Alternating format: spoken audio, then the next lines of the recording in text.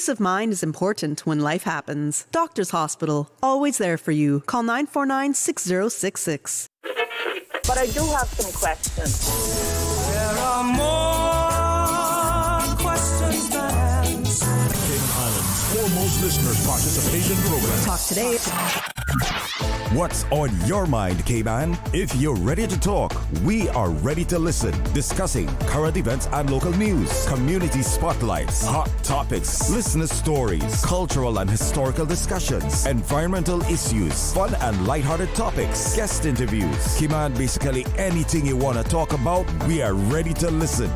Here's your guest host, Charles Glidden. Open line to get us started, and later in the show, we hear from the Chief Medical Officer about changes to the childhood and maternal immunization schedule. Talk Today's next. Stay with me.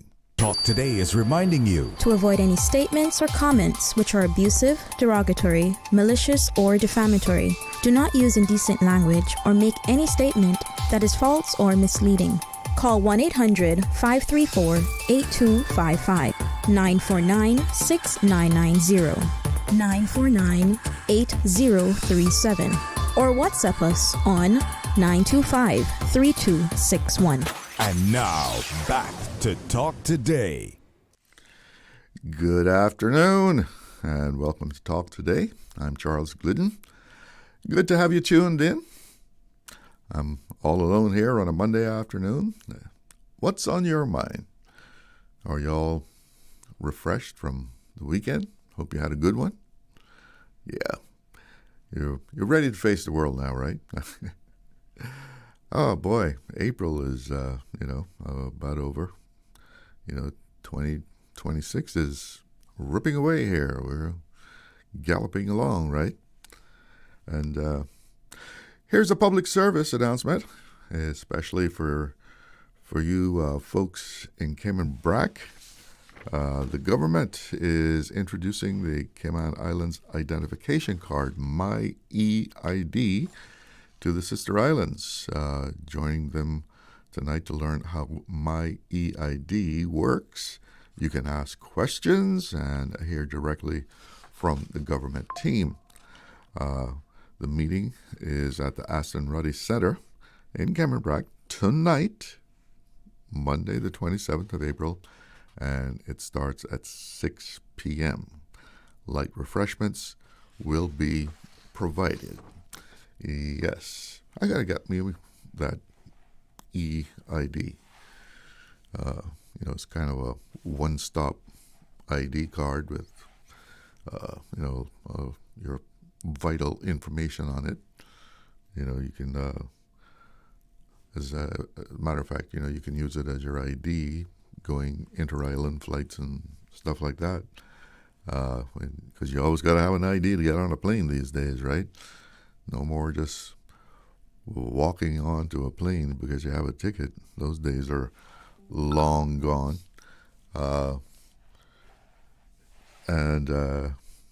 That solves a lot of things. You go into a government building to get information, or you got to file something. You can always pull that out, and you got your vital information that they can just put that card in and scan it, and yeah, you are the person that you say you are. Very good. Yeah. Well, have you been following James Whitaker's series of articles in the Compass about the conditions at Northwood Prison? Very, very interesting. And if you're a long-time listener, you will probably remember that one of our listeners, our friend that lives in the UK these days, has called in a number of times, advocating for better living conditions at Northwood Prison. He's even details some of his knowledge about what needs to be done up there. Well, the The reporting in the Compass by James Whitaker pretty much corroborates what that listener has been saying. Last year he called a number of times about that, and the heart of the issue is pretty simple. A government has a duty, not a luxury, to ensure that every person that it incarcerates is held in conditions that are safe, humane, and orientated toward rehabilitation. And right now, the situation at Her Majesty's Prison Northward shows just how urgent that responsibility is. But of course, meeting that responsibility, it takes money. Everything takes money, right? All comes down to the cash. And question, are we, the people, willing to spend money on a decent prison to house criminals? Especially when there are other burning issues facing us. Let's talk about this for a bit, because this is one of those topics where plain talk is probably overdue. When a government locks up someone, it takes on the full responsibility for that person's safety, also their dignity, their future. No, that's not being soft on crime. It's being serious about justice. And if you've been following the recent reporting on Her Majesty's Prison Northward in up there in Northward, you know the stakes are high. That prison was built back in 1981, probably on a shoestring budget. And UK inspectors declared parts of it unfit for human habitation more than a decade ago. Yet, right now it houses 237 men and facilities that were designed for 168. Now that's not a small gap, right? It's actually an overcrowding crisis. And according to James Whitaker's article, if you walk through what they call Bravo Wing, you'll find cells so tight that two grown men can barely turn around. You'll see rusting ceilings, mold, exposed wiring, cockroaches, and makeshift curtains hung up because the toilets sit right in front of the cell doors. And one inmate was quoted in the article describing it quite bluntly as you're taking a you-know-what in front of the whole corridor. Now, we can all agree people are in prison because they broke the law, right? Yeah. Although they say, in prison everyone claims they're innocent, but people are in prison because they broke the law. And there are those who, I'm sure, would say, why spend money on a bunch of criminals? That money could be used to much better purpose. There are other things that, we could put that money on. Why spend money on criminals? Maybe we should be spending that money on the landfill. But remember now, the sentence is loss of liberty, not loss of humanity. When conditions deteriorate to the point where mold is in the air and rust is falling from the ceiling, we're no longer talking about punishment. We're basically talking about neglect. And neglect doesn't make anyone safer. You really have to wonder what would happen if we get another Hurricane Ivan coming through here, or, God forbid, a fire breaks out at the prison. But here's the part of the story that deserves just as much attention as the bad conditions, as far as the actual physical facility is concerned. There is a positive aspect to what goes on at Northward. Seems like Northward is also home to some of the most promising rehabilitation work happening anywhere in our region. Inmates are learning to read, learning trades such as electrical work, plumbing, carpentry, HVAC, auto mechanics, and agricultural. These skills are, accredited by City and Guilds and recognized internationally. They're not just studying theory. They're, actually doing work there. They're helping to repair some of the things that need to be repaired. They're rewiring cell blocks, repairing plumbing, building furniture for public parks, and they're growing produce sold to supermarkets. One inmate is quoted in the Compass story as pointing to the ventilation system overhead and saying proudly, "You see the vents? We did that." Now that's what rehabilitation looks like, not just a slogan, but real work, real skills, real pride, and it's happening in spite of the crumbling infrastructure that's all around them. That's pretty incredible. The prison service itself has been clear that rehabilitation is something that they take very seriously. They've invested in staff training and strengthening offender management programs. And these are all very good moves, all good things. There are some good things happening at Northward Prison. But they're being carried out inside a facility that is literally falling apart. So here's the question we have to ask.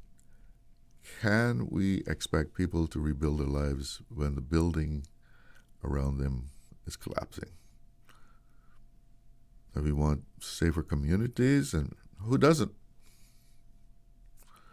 Then we need prisons that don't just confine people, but transforms them, and that means safe, clean, humane living conditions.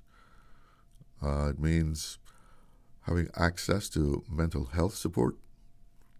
Nearly a third of Northward's inmates rely on psychiatric care.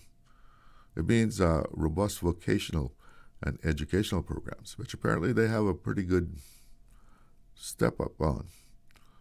And a clear pathway back into society for those who want to change their lives.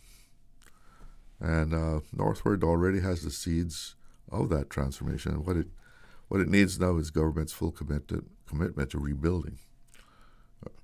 Not just patching, not power washing every few months, but building a facility that reflects the values that we claim to hold.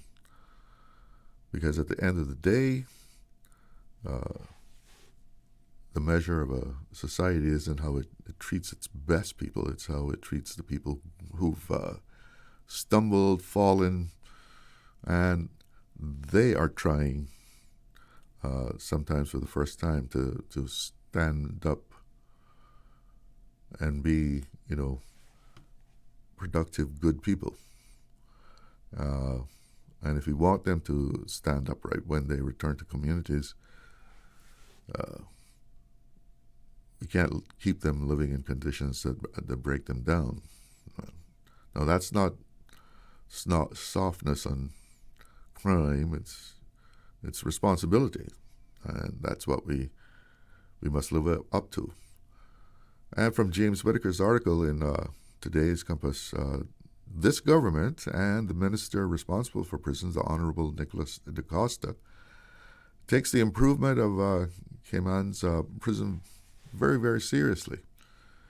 And of course, it all comes down to money and finding enough of it to do something meaningful. It always does come down to money, it seems. And as the ministers reported as saying in the Compass article, the plan is to take it a step at a time as that funding allows. Money is now allocated to, in this budget, for repairs to the current facility and the drawing up of plans for a new facility.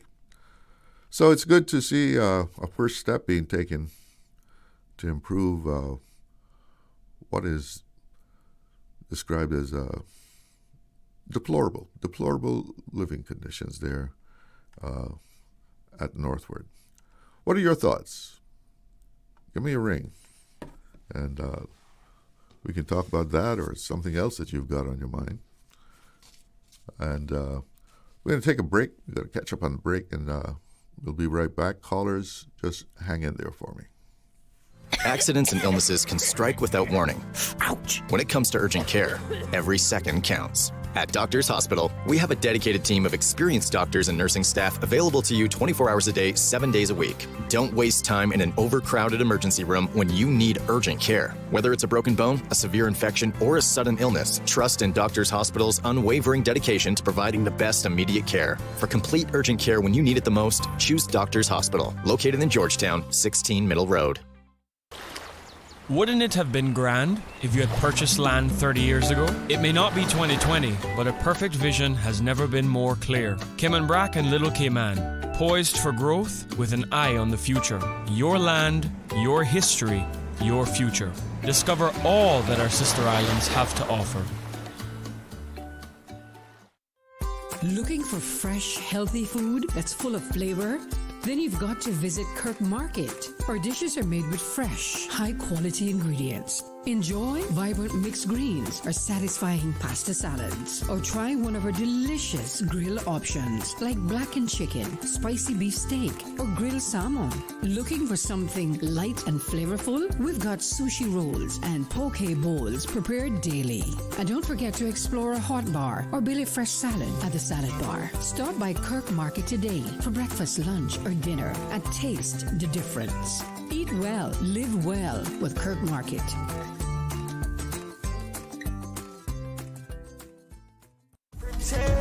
Hey, what's up, Radio Cayman? It's Jay and Ez sending warm wishes on your 50th anniversary. I remember back in the days doing Youth Flex every week after school with Mr. Jamo and Mr. Joel, promoting my music and sporting events. It's been a wonderful journey, and I'm thrilled to celebrate it with you. Thank you for your continued support and inspiring our community. Cheers to many more years. Happy 50th anniversary, Radio Cayman. Love and blessings.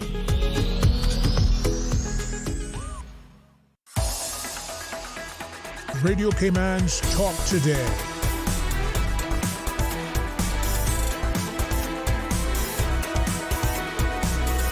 What is on your mind, Cayman? Welcome back, and we have a couple of callers that's been hanging in there. Good afternoon. You're on the air with Talk Today. Hello. Good afternoon, Chalo. Yes, good afternoon. Okay. Well, speaking about Northwood, it's good to know that we have a member of the Legislative Assembly who's taking this very serious. Yeah. And cares about those young men in Northwood, about those men in prison. Everybody in prison is either a father, a son, a grandson, or somebody's child. And some of them are in there remanded. Some are in there for a few months, a few years. Some of them are in there with life sentences, but nobody has been sentenced to death.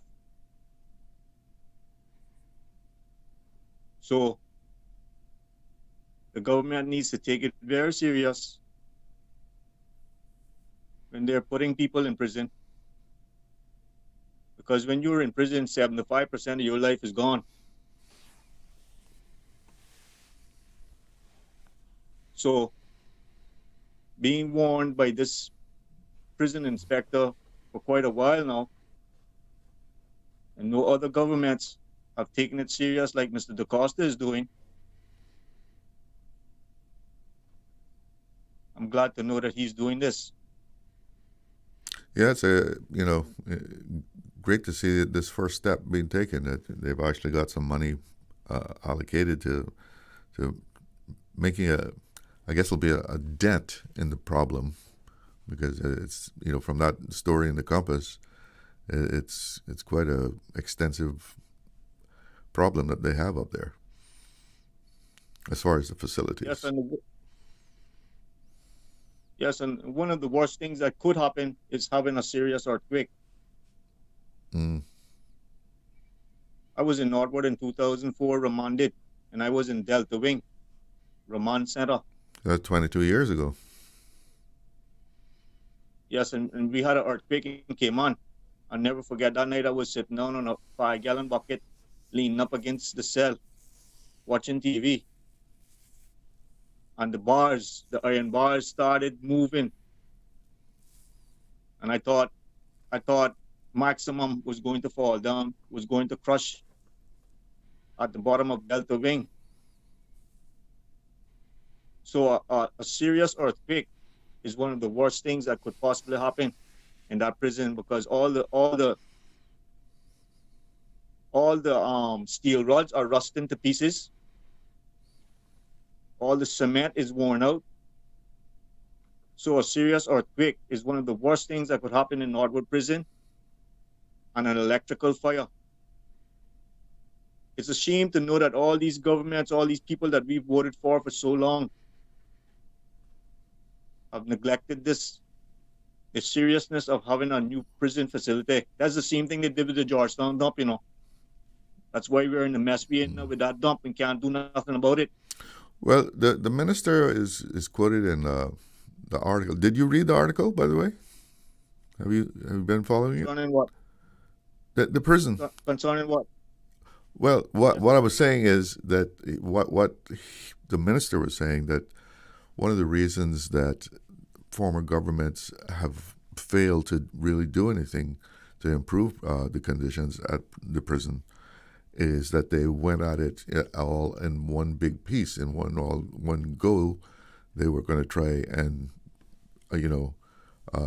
build a new prison, in one shot, and the money that was needed, to do that all in one shot, just wasn't there, and so that's why he wants to try and do it in phases,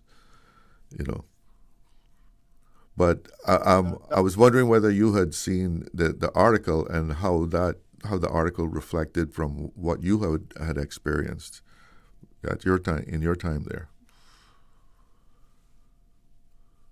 Well, from what I experienced in Northwood Prison was the fear of a fire breaking out in there, an earthquake, or a serious storm such as a tsunami, because the prison is most of those prison cells are actually level with the ground. So even when there's a bad storm, there's a lot of flooding that goes on inside there. It's very unhealthy in Northwood Prison. The healthiest place in Northwood Prison is F Wing. But the rest of the A Wing and B Wing and D Wing and all the rest of those old facilities are very unhealthy. And when it comes to building Northwood Prison, there are a lot of intelligent men in Northwood Prison who know electrical, they know plumbing, they know carpentry, You have architects. So there are a lot of intelligent people in Norwood Prison that can help build the prison, that it won't cost the government that much. Well, they seem to have a very good vocational training program at Northwood. Yes. And this is what will help those young men who are training in vocational schools. This will give them the opportunity now to have hands-on experience while they're studying. They seem to be doing that. I mean, they're actually doing some of the repair work up there. And when they come out of prison, then the government can make arrangements with companies and have these young men start work as soon as they come through that Northwood prison gate. So this is all going to work out good. While people are in prison, it's going to help them, and after they leave prison, it's going to help them. And the money that they make helping to build the prison, they can help their families who are out there suffering also financially. They can help their wives and their children, right, who are suffering financially because they're not there out there to help them. But while they're working in Northwood Prison, building the prison, they can send money out there to help their wives and their children. Well, listen, I gotta get another break in here before I run out of time. But thank you for calling. You have a good afternoon. Good evening. Got to take another little break here. Be right back, and we'll go to the phones. Did you know that Doctors Hospital provides urgent care services 24 hours a day, 7 days a week? And Doctors Hospital's urgent care physicians have access to the most advanced MRI and CT imaging in the Caribbean, providing reliable diagnostics when you need it most. When you need quality urgent care for an illness or injury, Doctors Hospital is here for you 24/7. Whether it's a migraine, chest or abdominal pain, shortness of breath, broken bones, or another urgent need, Doctors Hospital at the top of Walker's Road. Urgent care right now. Cineco's parametric insurance after hurricanes is now available for motor policies. Fixed automatic payouts cover incidental vehicle expenses like fuel, cleanup, and minor repairs. No claims, no damage required. $200 for comprehensive policies or $100 for third-party policies. Available exclusively through Cineco and included with all new motor insurance policies and upon renewal for current policies. Visit Cineco.ky today. Cineco, keeping Cayman covered. The Cayman Islands Department of Tourism invites you to the 2026 Tourism Speak-Off on Wednesday, May 6 at Hotel Indigo from 9:30 a.m. to 11:30 a.m. Join us in supporting 4 brilliant young Caymanians as they compete in a tourism-themed debate to become the 2026 Tourism Ambassador and win incredible prizes. Contact us at competition@caymanislands.ky for more information on the event. Let's cheer on our Caymanian youth. Radio Cayman's Talk Today.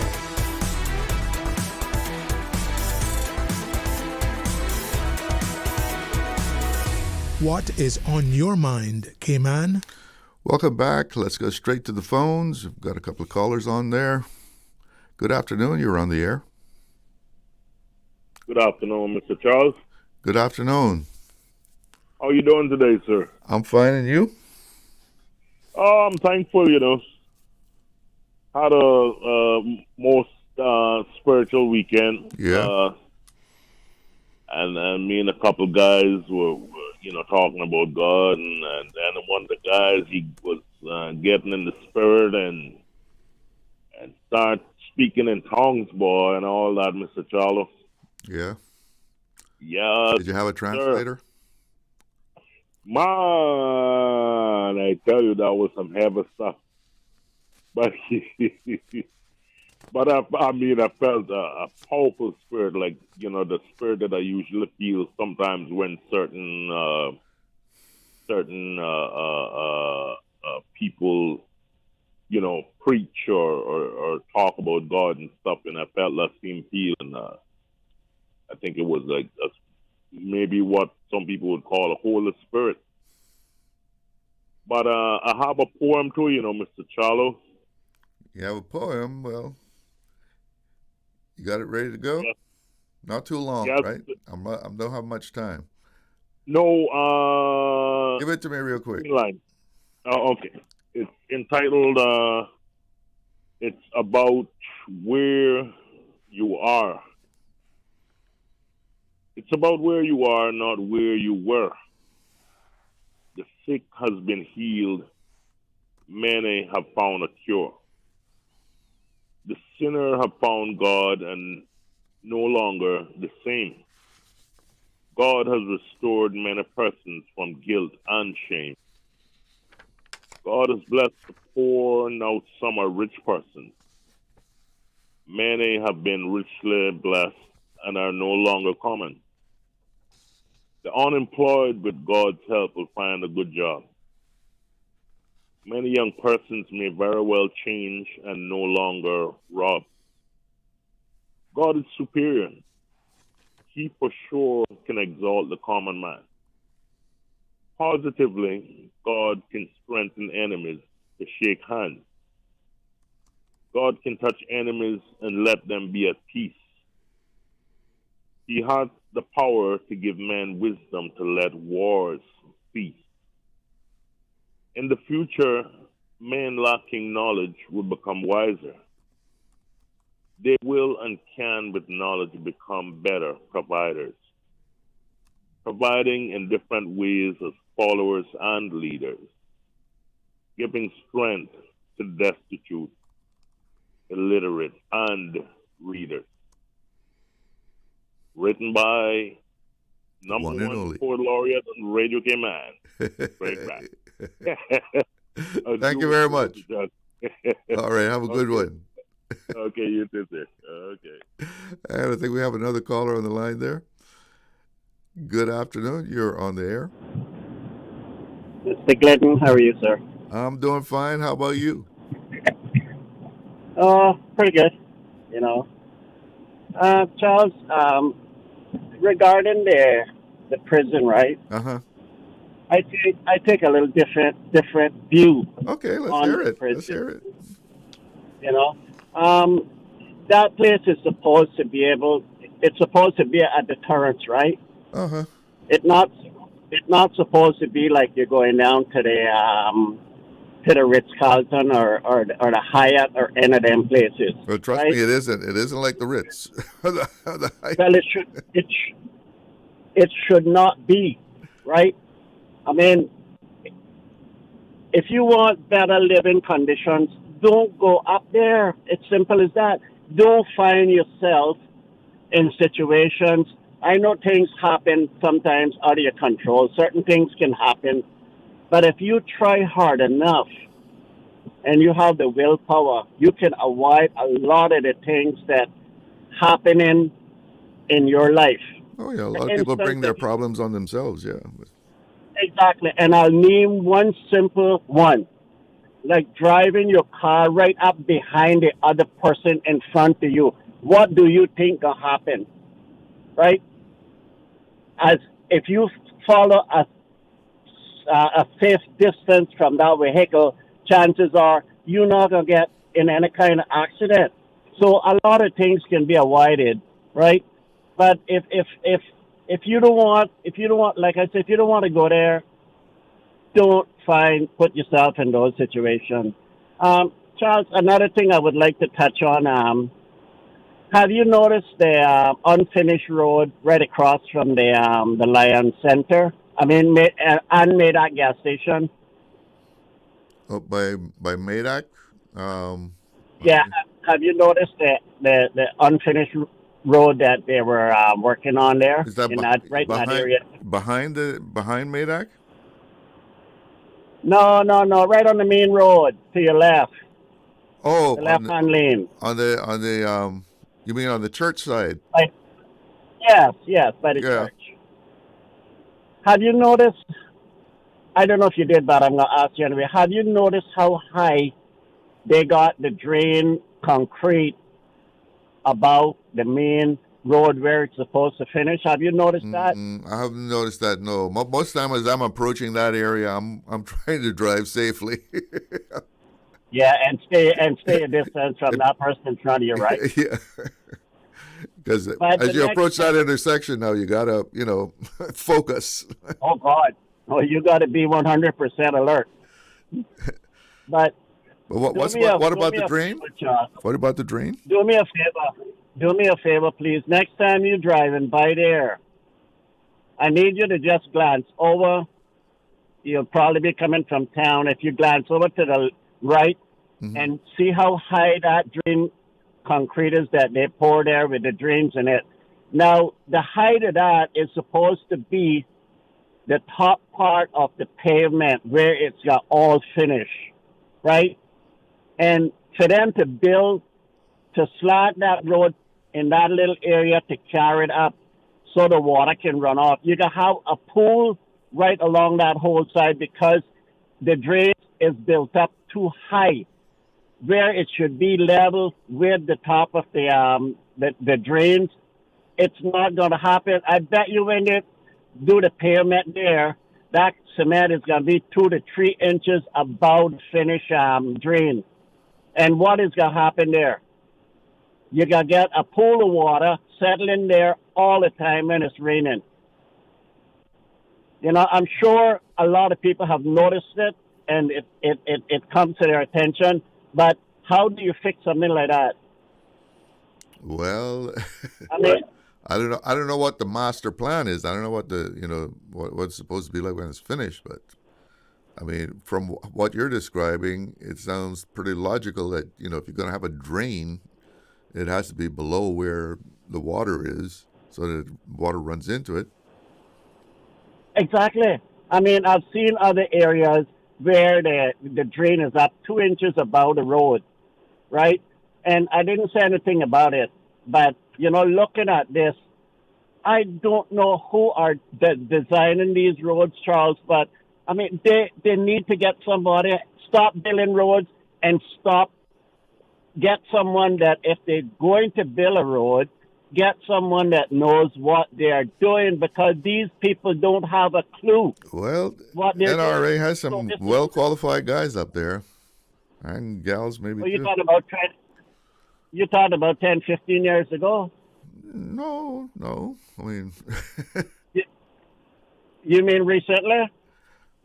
Yeah, I mean, they've been there for a while, yeah. I mean, they didn't just arrive back. Where is these people? At the NRA. Like I said, we really have to wait and see what they have planned, what the finished product is going to look like, right? What the finished road is going to look like. For all we know, they're going to be doing raising a portion of that. Charles, listen to me 1 second, please.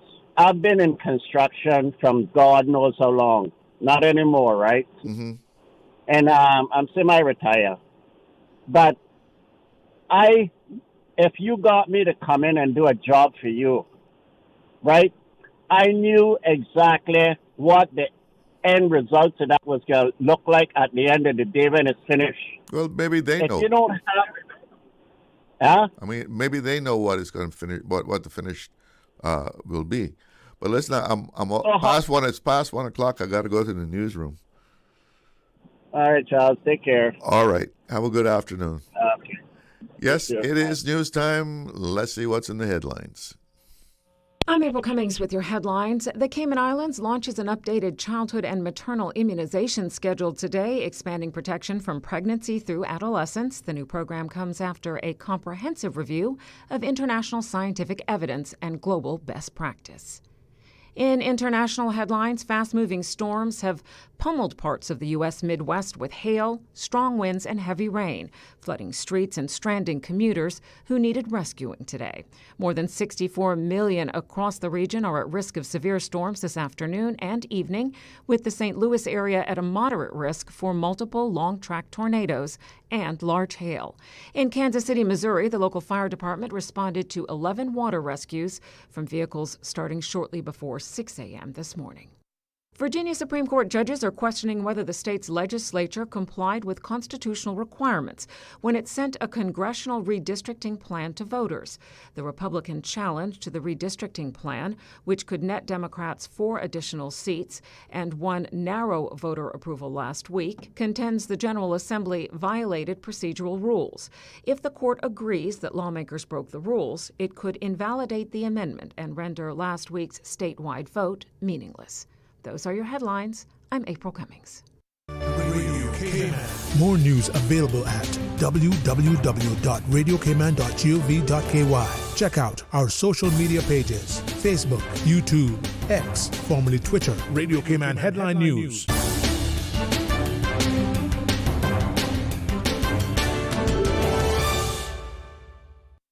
At HSA, we strive to provide the highest standard of care with compassion, integrity, and dedication. And so we say thank you, Cayman, for continuing to make us the most awarded organization on island by voting us the best of Cayman Islands in 9 medical categories. Your support reminds us why we do what we do, to serve the Cayman community with kindness and excellence. To find out more about our award-winning services, visit hsa.ky.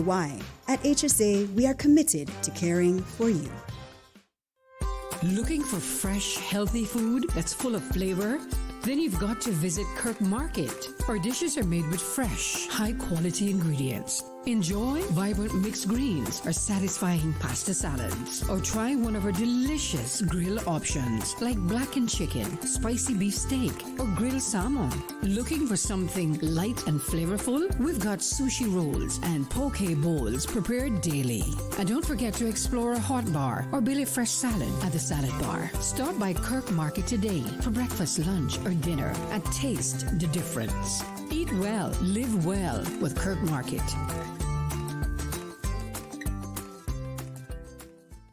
Radio Cayman is pleased to feature this special Sister Islands historical vignette brought to you by the Ministry of District Administration and Lands. Explore your history, explore your land, explore your Sister Islands.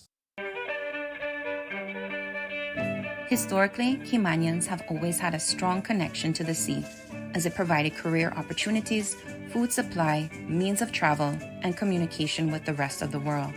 Caymanian sailors became renowned worldwide for being skilled navigators, shipbuilders, fishermen, merchants, and soldiers. A vast amount of Caymanian mariners were employed by Daniel K. Lugwood's Giant Shipping Line, national boat carriers. This career impacted Caymanian communities at large. One such story was that of the last voyage of the St. Clair Petrolor vessel, which exploded whilst at sea on December 6, 1960, with 29 Caymanians on board. The final trip started in November 1960 from Marcus Hook in Philadelphia via the Suez Canal on to Ras Tanura in the Persian Gulf. The ship was 789 feet long, could carry 56,000 tons of cargo, and was powered by a General Electric steam engine, 26,000 horsepower. The vessel was a unique one in that it was a self-unloading oil ore carrier and could carry both solid and liquid cargo at the same time.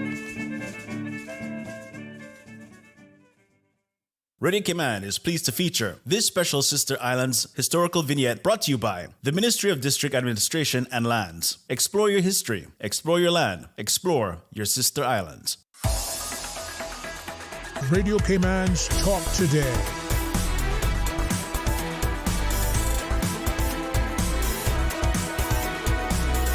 What is on your mind, Cayman? Welcome back, and here's our look at the weather. Current conditions, 85 degrees here in Georgetown. It feels like 93. It's hot, hot, hot, and winds out of the south at a little over 7 knots. And the forecast is calling for an afternoon of partly cloudy, and this evening and tonight we can expect fair skies, some nice weather this evening with winds at 5 to 10 knots east to southeast. Seas smooth with a wave height of fewer than 2 feet. And sunset at 6:45.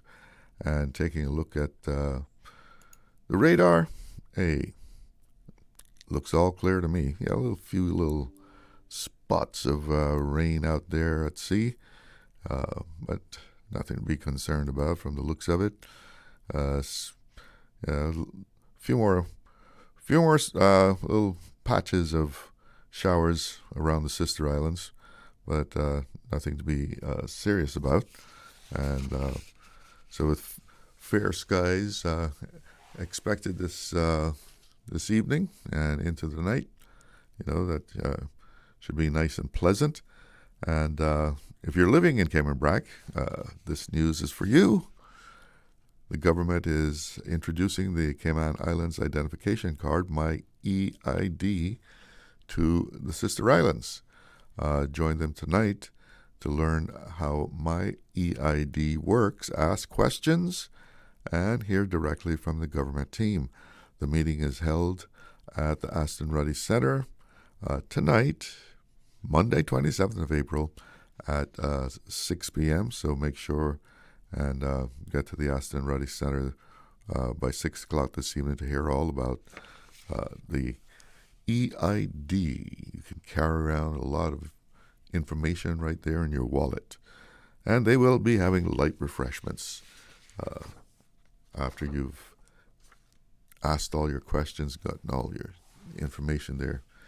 You can have a little refreshment to carry on for the evening. Well, we've talked about,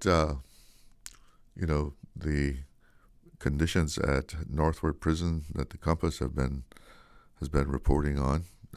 James Whitaker doing more of his good reporting there.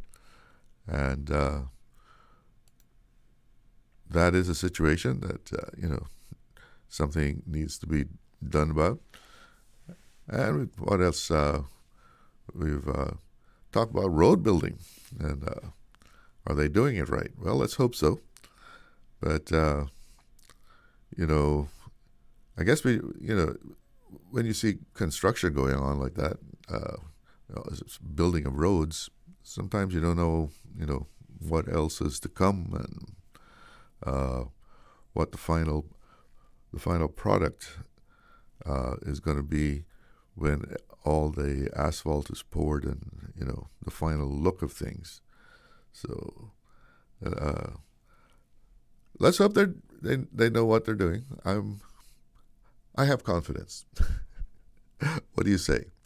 So what's on your mind? What's on your mind, Cayman? Are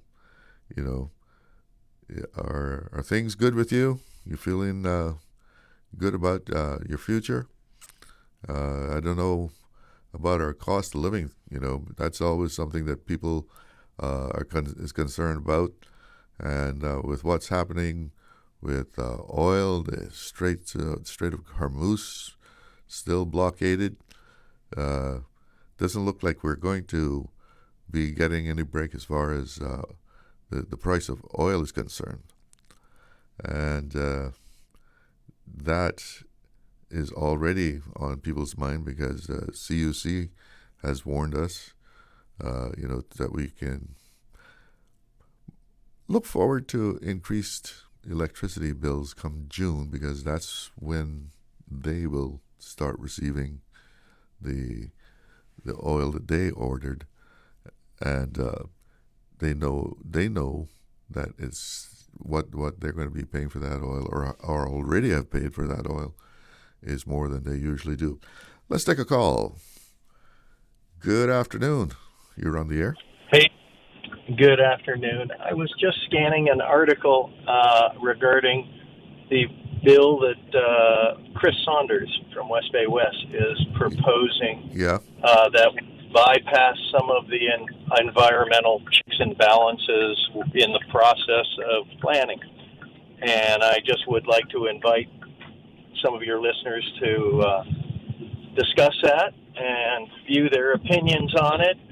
I think I'm hoping that the government will not encourage anything that will further bypass environmental checks and balances. Bring us up to speed on that. What is that about? Well, you know what? I'm probably not the best informed, but I bet some of your other callers have much more knowledge involving the bill that's being proposed and discussed. So I'll leave you there. Thank you. Okay, all right then. Well, if you have explored the bill that's being proposed by MP Saunders, maybe you'd like to enlighten us more about it. I'd started to take a look at it. It looked very involved. There's a presumption of planning permission, but I don't know. Can we really afford to just presume that planning permission is there in view of certain things? We have a couple of other callers. Good afternoon. You're on the air with Talk Today. Hello, you're on the air. Yeah, good afternoon again, Chalo. Yes. Yes, concerning people shouldn't do anything to end up in prison. That they wouldn't have to be facing the situations that they're facing with the conditions of Northwood Prison. Yeah. It's not only the prisoners that their lives or their health is in danger. The staff members of Northwood Prison also, the prison guards. Yeah, true. Their lives and their health are also in danger. So we can't tell them that they shouldn't be working there if they don't want to be facing those types of situations because of the conditions that Northwood Prison is in. So when people call in and try to make it sound like just leave it the way that it is and let those people suffer no matter what the consequences are, even if serious harm or death comes upon them. Those types of individuals shouldn't even be calling in. Well, everybody has the right to express their opinion. I mean, Yes, everybody has their own opinion, and I have mine too. Sure. And nobody shouldn't be calling in and saying to leave Northwood Prison the way that it is. Okay? Thank you very much. All right. Thank you. And we have another caller on the line. Good afternoon. You're on the air. Hey, Chalo, what's going on, man? I'm all right. How about you? Well, just enjoying another day, Mm-hmm. Yeah, Chalo. Looks like it's going to be a nice night, too. Well, I hope so. Boy, it's good and hot out here, I tell you. But all our life we were living in these conditions, man. So we can carry on, Yeah. Sometime cool, sometime hot. That's just the way it is, man. But listening to these conversations on Northwood Prison, my friend. Really, I'm really tired of seeing Georgetown and West Bay really supporting that prison. What do you mean by supporting? So far as keeping that to maximum capacity all these years. You mean that most of the prisoners are from Georgetown and West Bay? Is that what you're saying? Or? Oh, well, that's where they're from. So that's what you mean by supporting it? Okay. Well, what I'm saying is now, Jalo, all kind of trades and things and schools and things has been in Northwood for years. You understand? Mm-hmm. Talking about money and building the prison itself. You don't make no money for that. Not up inside there. You understand? I don't know, Chalo, what's really causing them to find themselves up in there and repeating and continue to repeat it. You understand? And complaining and about what they need and all of this, I would think that the place to look for that, to look for something, is out here where the money is. But the weaknesses is the anger in the youth today, all over the world. And they go to drugs, and they go to alcohol, and they get in trouble, my friend. You understand? Because I was there. Mm-hmm. And every time that I took the alcohol, the ganja, and others, I got in turbulence. 40 years ago, Kipling Douglas sent me to Northwood Jallow, 2 years off my life, my boy, for just a ganja fry. Just because I had smoked before. It was on my record, right? Mm-hmm. But to make him look big, that's what he done. So what you got caught with just the butt? A fry. I had about 2 or 3 drawers left on the spiritual. They walk up behind me and just charge me for that, really. And you got sentenced to 2 years. Yeah. And see now today we're considering decriminalizing that, right? Fine and confined. $500 fine too. Let me tell you, Jallo, that's 40 years ago, my friend. And I really looked at myself, and I looked at that place right and made a decision and say, this not you. You do belong inside here, my friend. Jallo, let me tell you something, the psychological effect that have on you, especially if you're doing in the time there, right?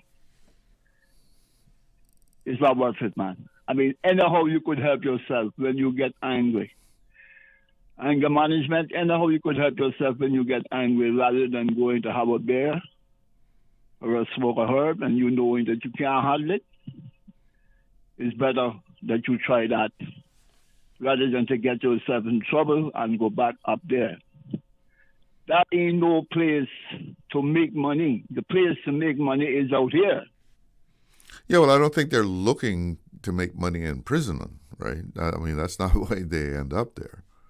But I'm only saying you cannot go there and try to demand what you need in life, not inside a prison.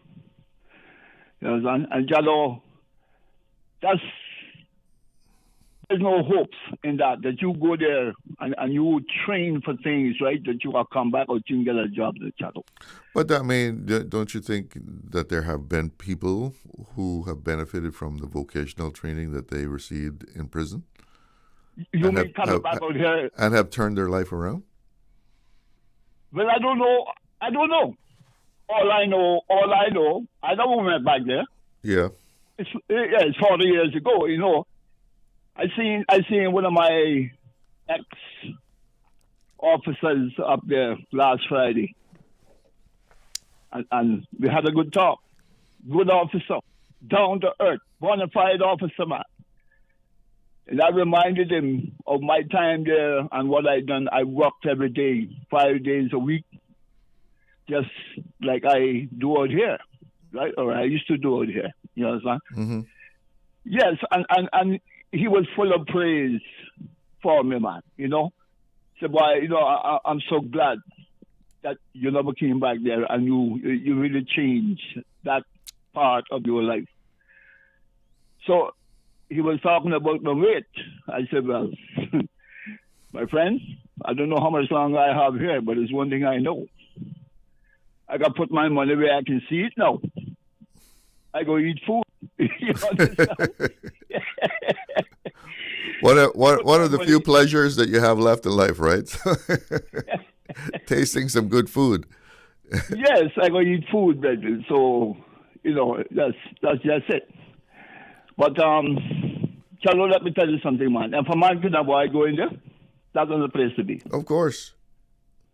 But For man could have you seen the articles on the prison that have been published in the Compass? No, I never really seen it. You should take a look at it. Well, it's a newspaper one.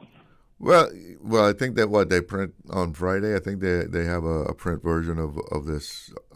This is like a series of articles. But yeah, it is. I think it's in their weekly printout. Yeah, I'll try to pick it up tomorrow. Or you can go online too. Yeah. But I mean, in this last one today, I mean, they're talking about people who have benefited from learning a trade, at Northward. Despite the fact that the building around them is, crumbling, they have managed to actually pick up a trade, and they're doing some of the repair work up there. Well, Charlo, that was happening. That was happening when I was when you were there. Yeah, but well, supposedly it's one of the best programs in the region. Yeah, but what I'm saying is that if you can avoid finding yourself in those kind of situations, and find yourself up inside the working for $2 a day, no, you stay outside and try and earn some money out here. Of course, this is where the money is. But we know how life is, right? I mean, sometimes people just get on the wrong path. Well, that's what I said, Charlo, with the anger. I was there too. And I didn't know nothing about it, how to manage it or anything like that, and get yourself in trouble. Get yourself in trouble, man. You understand? Yeah. And apparently, quite a few people in Northward, need counseling and psychiatric help also. They have mental health issues. Yeah, definitely. Well, Charlo. And sometimes the mental health is what leads you to be breaking laws and getting in trouble. Yeah, well, like I'm saying, Charlo, that's not a nice place to be. That's not a nice place, because you might be up in there and you don't have no mental health problems and things like that. But you mix up with people who has, and it's not nice, my friend. It's not nice. Like I said, the psychological effect that have on you inside there. You're lucky to come back out without going mad. So tell me something then. What do you say? You always hear these stories of people talking about, they've gone to Northward, but, that's such an easy time. They get to order whatever they want to eat. And, they get this, that. It's an easy life. It ain't no prison at all. It's soft time. That is all foolishness, Charlo. It ain't nothing in Northward about ordering what you want and things like that. You eat what they give you. A doctor could prescribe something for you, and they'll give you that from the kitchen like that. Like if you need a special diet because of your health. Aye. But about just going there to that vendor in the kitchen and ordering what you want to get, not like that, no go so much. No menu, right? Northward, it's a prison. It's prison, man. You understand? From the time you can't lock your own door and open your own door and thing, that's prison. In my world, that's prison. You understand? And you get up when you better be at breakfast when they serve it, right? Or you miss it. You know how it go. Well, I say a young boy decided to pay Trump another visit yesterday. Well, yeah. When I see that, all I could do was laugh. He's lucky. He escaped it again. Because if that was two suicide bombers that went inside there, they would have made a mess of that ballroom, I tell you. Yeah, well, let's be grateful that was not the case. All I could do was laugh at him, man. Trust me. Later. All right. Yeah. How many times have you heard someone say that? Do we have another caller there? Yeah. People will say that when someone is sentenced to Northward, that, it's no big deal. It's not punishment at all, because it's a easy time. They get good food, and they get free medical. They can watch TV and do all this, and it's nowhere near what a prison should be as far as providing punishment and deterrence. But when you're behind prison walls, and somebody's telling you, when you get up, when your lights are out, when you do this and when you do that, that's a different life. And whether you're in there for 6 months or 6 years, 10 years, it's not like being on the outside at all. And I don't know. So many times I've heard people with these stories about how the prisoners at Northward get to it's like they're at a restaurant and they have a menu that they can order their food. I want a steak, medium rare, right? They make it sound like they're staying at a hotel. As a matter of fact, you remember they used to actually call it Her Majesty's Hotel. That was a name for Northward at one point. That people would just say, "Go on to Her Majesty's prison," because supposedly the time there was so soft. It was. And they would compare it to going to prison in Jamaica, and you go to prison in Jamaica, and that's where we used to send our prisoners.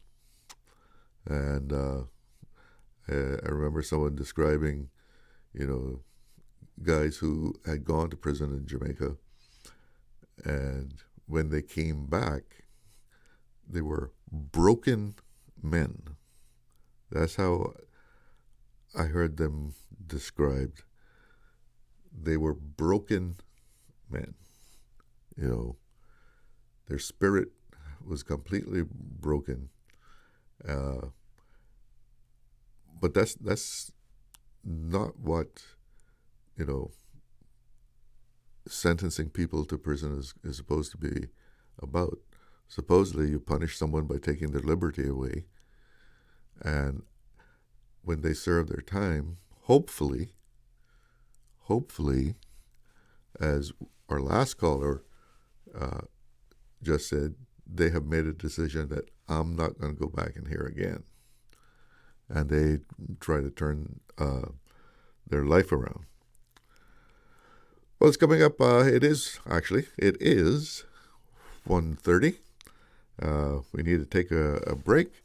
But when we come back, we're going to be talking about Cayman strengthening its childhood maternal immunization schedule. So stay with me for that. Accidents and illnesses can strike without warning. Ouch! When it comes to urgent care, every second counts. At Doctors Hospital, we have a dedicated team of experienced doctors and nursing staff available to you 24 hours a day, 7 days a week. Don't waste time in an overcrowded emergency room when you need urgent care. Whether it's a broken bone, a severe infection, or a sudden illness, trust in Doctors Hospital's unwavering dedication to providing the best immediate care. For complete urgent care when you need it the most, choose Doctors Hospital, located in Georgetown, 16 Middle Road. Explore your history. Explore your land.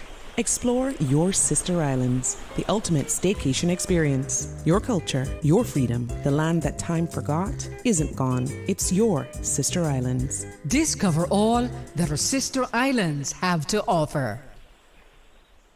Did you know that you can send money transfers to financial institutions anywhere in Jamaica with JN Money? You mean I can send money straight to my account and cut out the middleman? Yes, that's exactly what I mean. You send your own money to your own account, giving you peace of mind that the money is in your account. JN Money Transfers to Financial Institution is another convenient service offered by JN Money. You can have this done from any JN Money location. Deposit your money straight to your account without the hassle of asking someone to do it for you. JN Money Transfers to Financial Institutions, making life easier. 50 years of service, 50 years of connection. Congratulations to Radio Cayman on reaching this incredible milestone. Since 1976, Radio Cayman has been the trusted voice of the Cayman Islands, informing, educating, and uniting our community across generations. From breaking news and national updates to cultural celebrations and inspiring conversations, Radio Cayman has been there every single step of the way.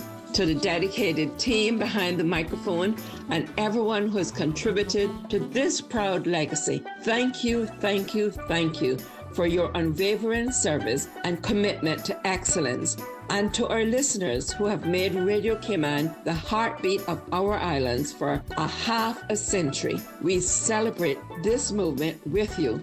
Here in the Sister Islands, we depend on Radio Cayman, especially during the hurricane seasons. We simply cannot do without you. Congratulations once again to Radio Cayman on 50 years of service to the people of the beautiful Cayman Islands. May the good Lord continue to bless this institution and all those who keep its mission alive and well.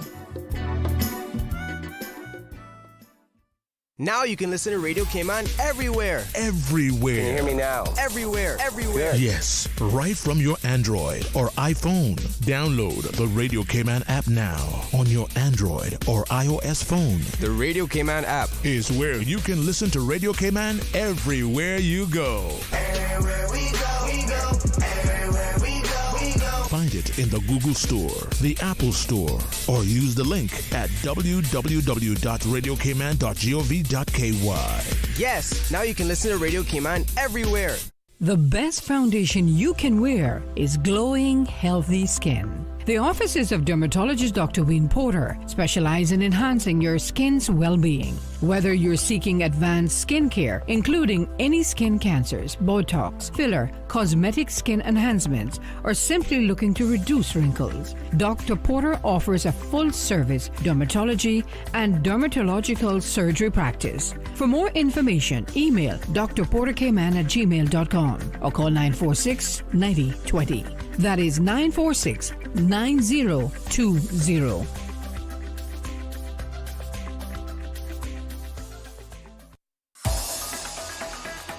Radio Cayman's Talk Today.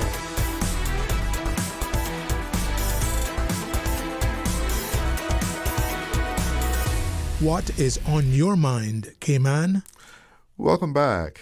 Cayman is strengthening its childhood and maternal immunization schedule to ensure earlier protection, improved efficiency, and continued alignment with international standards. Joining me in the studio right now are Dr. Hilary Wolfe, our Chief Medical Officer, and also epidemiologist Rachel Corbett. Ladies, good afternoon. Welcome to the show. Good afternoon. So, tell us in as much as you can, layman's terms, just what is an epidemiologist? Sure. So it means the study of disease in space and time, essentially. A catchphrase that maybe sometimes helps is disease detectives, sometimes we're referred to, but essentially just looking at how different health states, whether disease or ill health, maybe chronic diseases, how they occur in a population, who they affect, and on the infectious disease side, how they spread. So if we can understand those different things, then we can put helpful measures in place to stop them occurring in the first place, and to protect the population's health. So, Dr. Wolfe, what before this move to give the immunizations earlier, what is the current or previous time that a child would be immunized? So we have a standard schedule currently in place that starts at birth. This updated schedule actually goes to include pregnancy as well. Mm. And so that's really the focus. There were vaccines that were given during pregnancy, but that schedule wasn't combined with the childhood immunization schedule. And so with this update, we're really merging the two to think about protection starting before you're even born. So, I mean, what kind of immunizations would a mother be given? So during pregnancy, really important to get the Tdap vaccine, which is the tetanus, diphtheria, and pertussis vaccine, because that protects the mother and also the baby. And then the new one that we're at, and then obviously a yearly flu vaccine, COVID vaccine are always important. But the new vaccine that we've added is the RSV vaccine, which stands for the respiratory syncytial virus, and that is a respiratory illness that babies can get at birth that can be quite serious, especially because they haven't gotten, their immune systems haven't become very robust until about 6 months of age. And so the fact that the mother can get it in pregnancy, then the antibodies can pass to the baby, and so that the baby then has protection when they're born. Now, lots of controversy was raging, and maybe in some quarters it still is, concerning giving young children vaccines. Has that pretty much been settled now, or is there still that debate going on? So, I'm not sure if I would call it controversy per se, but there are definitely different opinions out there in terms of people being concerned about vaccinations, especially in young people. But I will say that there is very strong evidence that shows that vaccination really saves lives, saves communities, is really one of the strongest preventative measures we can take in health. We live in a society where we're very reactive to disease and illness, and this is actually something we can do as prevention. And so we can actually do something before someone even has the possibility of becoming sick, which to me is an amazing science. Ms. Corbett, do you run into people who are hesitant about vaccines because of all the I don't know, controversy or otherwise that has been stirred up, social media? Yeah, I mean, I think it's our public health nurses who often are having these conversations with individuals in the community. And it's a really important conversation to have. It's important that people understand what the vaccine is and how it works, and so they can understand what it is that their child's receiving. I don't tend to be in those conversations so directly at the moment, but it's good that people are engaging and figuring it out. And I think, it's credit to some of the amazing vaccines we have that we don't see cases of certain diseases often at all anymore. And I think that's something that often can get forgotten, is that we don't see some of the severe instances that used to happen that we now have such a good vaccine in preventing, and we have such good uptake for it. Sometimes the other opinions can kind of overshadow that. But like I say, it's important that people understand what's involved and how it works and what it does for their child, yeah. Yeah, I was somewhat surprised that I saw an article the other day about outbreaks of measles in the U.S. Yeah, that's a good example, yeah. I mean, we thought we kind of set that aside. Yeah, exactly, yeah. And so that's, I think, with the COVID pandemic, there was a lot of uncertainty about the vaccines from different populations at different times. And one of the consequences we've seen of that in public health is, in some places, a greater hesitancy about vaccines. And I think the US has been an example of that with the MMR. And that's why you've then seen, but in other countries too, you've then seen outbreaks occur. And so it just shows, the thing that's tricky with public health and prevention is that when you're stopping something from happening, you don't actually see the output happen, right? So it can be a difficult way to give evidence for it because it's not happening. But then when this is a clear example of where that vaccine uptake's then dropped, there are more individuals who are susceptible to measles. So if there is a case that comes into a network, into a school, into a nursery, it can spread so much quicker because there are other children who haven't got the protection. So those outbreaks are like in pockets of places where people were anti-vaccine? It's been, in particular, some states it's been occurring. It's been across a few places, but that is where they've seen lower uptake of the MMR vaccine, yes. So these changes that are being made here in Cayman, what's going to happen? Sure. So this new schedule goes live today, which is very exciting. It's been the result of a couple of years of work. We've been reviewing the previous schedule and looking at where the evidence has developed and changed since that was in place to see where we can make sure that we're optimizing the latest resources that are available in terms of the latest vaccines, making sure that we are making it as simple as we can for parents and for children to get vaccinated, to try and reduce any barriers. And we've tried to streamline it so there are less touch points than there used to be, so that we can ensure that parents can make this work with their availability. So there are a series of main changes, but one of the main ones was the hexavalence. Hexavalent means 6 vaccines in one. We used to have the pentavalent, which was 5 in one. So what we've done here is brought hepatitis into that hexavalent vaccine. Previously, hepatitis B was given separately, but by combining it with the other agents there, so it's combined with diphtheria, tetanus, pertussis, inactivated polio, and haemophilus influenza type B. Bringing them all together means that the child doesn't have to have lots of different jabs. It can be all done in one. So that's one of the ways that we've tried to streamline it and make it easier. We've also looked at some instances where the evidence base has changed for how many doses you might need of a vaccine. So the pneumococcal conjugate vaccine, PCV, we used to give it as 1 main dose and then 3 boosters. But the research has developed and studies have shown that if you have a mature, well-established vaccination program, that you can just do the main vaccine plus 1 booster. So rather than having to come 4 times, they just come twice. So those are kind of the shifts that we've made to the schedule, and there are a few others as well that we can go into. So the combining of these different vaccines into one shot, that is safe also. I mean, we know that like it's not too powerful for a young child to have. We know this.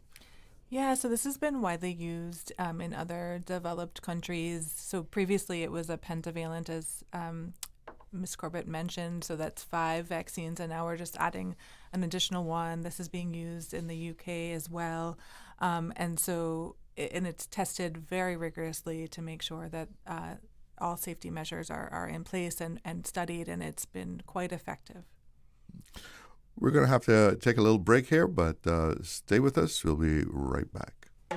You heard that the VEG program taking applications again? What that is? VEG, man! The Minister of Tourism's program that helping Caymanians create new tourism products and services. Oh, I had heard about that, yeah.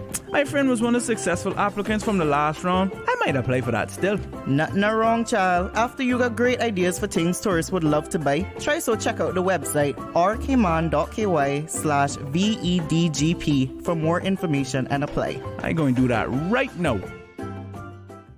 The best foundation you can wear is glowing, healthy skin. The offices of dermatologist Dr. Wayne Porter specialize in enhancing your skin's well-being. Whether you're seeking advanced skincare, including any skin cancers, Botox, filler, cosmetic skin enhancements, or simply looking to reduce wrinkles, Dr. Porter offers a full-service dermatology and dermatological surgery practice. For more information, email drporterkman@gmail.com or call 946-9020. That is 946-9020.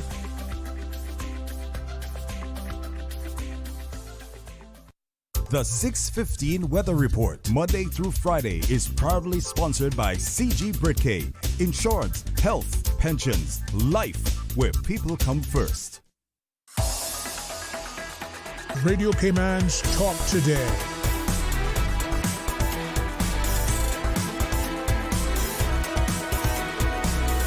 What is on your mind, Cayman? Welcome back, and we're hearing about Cayman strengthening its childhood and maternal immunization schedule. And Dr. Wolf, you were telling me during the break that Cayman is quite serious about getting their vaccines, right? You don't really have to go out there and pound the pavement trying to get people to take vaccines.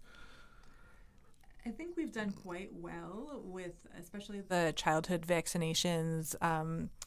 We just came from our launch event for our new schedule, and the public health nurses there reported that they have to report to PAHO annually on our vaccination rates, and they showed, depending on the vaccine, we're close to 95, 96, 97 percentile for those initial vaccines. So we are quite strong. I think where the areas where we could improve is as kids get older and become teenage age.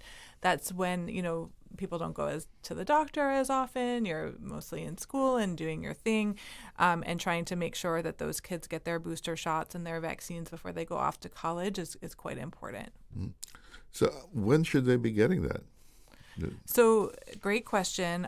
So at between ages 10 and 12, they should get the HPV vaccine, and then at 14 is when they would get the Tdap, which is the tetanus, diphtheria, pertussis, as well as the meningitis B and the meningitis ACY as well.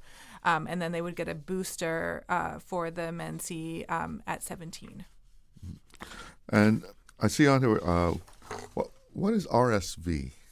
So RSV stands for respiratory syncytial virus. That is the vaccine that we've introduced in pregnancy to protect infants from RSV when they're born, and they could get illnesses without having the correct immune system to be able to really fight it.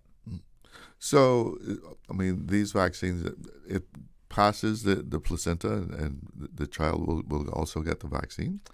So what happens is the mom, basically when you get an immunization, it presents a protein to the mom that then she creates antibodies in her bloodstream to fight that protein, so that then she has immunity, and those antibodies are what pass through the placenta. Okay. And that's actually one of the reasons why we even recommend breastfeeding, is because the antibodies can pass through breast milk as well. And that helps protect the infant before it takes about at least 6 months for the infant to grow their immune system to be robust. And so basically in those early ages of life is when they really need to get the antibodies from their mom.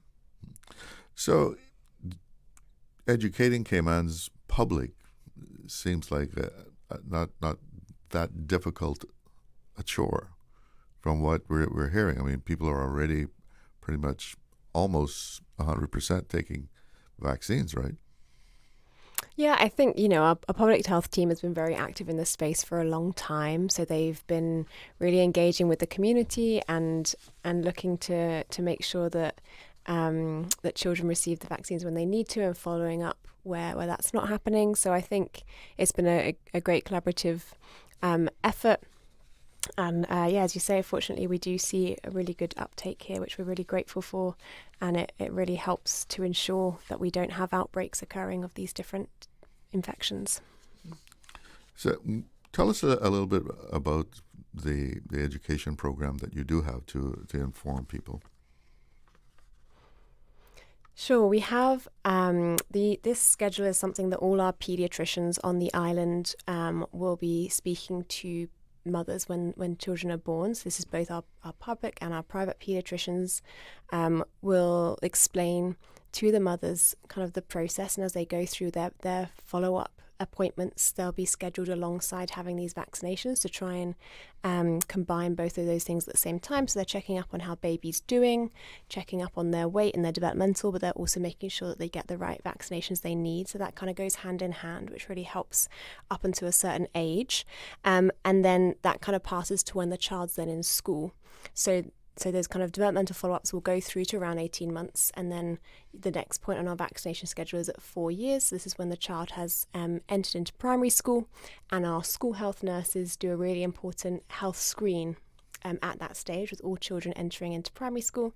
So they'll do things like check their general health and their height and their weight. They'll check if there's any challenges with their vision or their hearing, and they'll also check to see if their vaccination schedule is up to date. So we've got some really important kind of touch points through the child's developmental journey. And then, as we've said, the other points on the vaccine schedule are later in the high school stage, and that's again where our school health nurses will engage with them a lot. But we try to also put information out through kind of teacher and parent kind of association meetings. Often we'll have a public health nurse present, and she can give an update to the parents there. We put information out through the school systems. So try to make sure that it's very accessible, and parents are always welcome to speak to a paediatrician or speak to one of the public health team if they've got questions. We also have parent craft meetings where we try to provide education on vaccinations and try to do social media campaigns as well as community campaigns. We did specifically for HPV earlier this year. And really just trying to get the information out in the community so people are aware of what their choices are and how to protect their kids. Mm-hmm. So do some kids slip through the net there? I mean, when the nurses, they check for the vaccinations to see if they've had them, right? So did they find students that there's no record of them ever having a vaccination? I think, we have a variety of instances. Sometimes children have come onto the island, so if they weren't born here, then we don't always have the full record. When they have their first contact with the public health team, it could be when they're in primary school or secondary school. So it takes some work to then try and establish what their vaccination record is and if there are any gaps. But also countries can have slight variations in their vaccine schedule, so you're just looking to make sure that aligns to our current program. But I mean, what about kids born here? Yeah, that can happen too, and that's where we really try to do the follow-up with our public health nurses. They are monitoring monthly and on a quarterly basis, kind of per district. We have kind of reports that are run, and they'll look and see how many vaccines have we managed to do compared to the goal that we're looking at, and then see where that kind of loss to follow-up may have happened and see if we can follow up with those individuals specifically.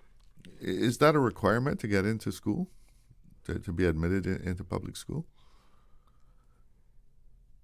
I think the school can use the discretion in terms of which vaccines they require, but they do have the authority to say that certain vaccines, if you don't get those, then you won't be entered into school. And so that some parents choose to homeschool their children because they don't want to do the vaccinations.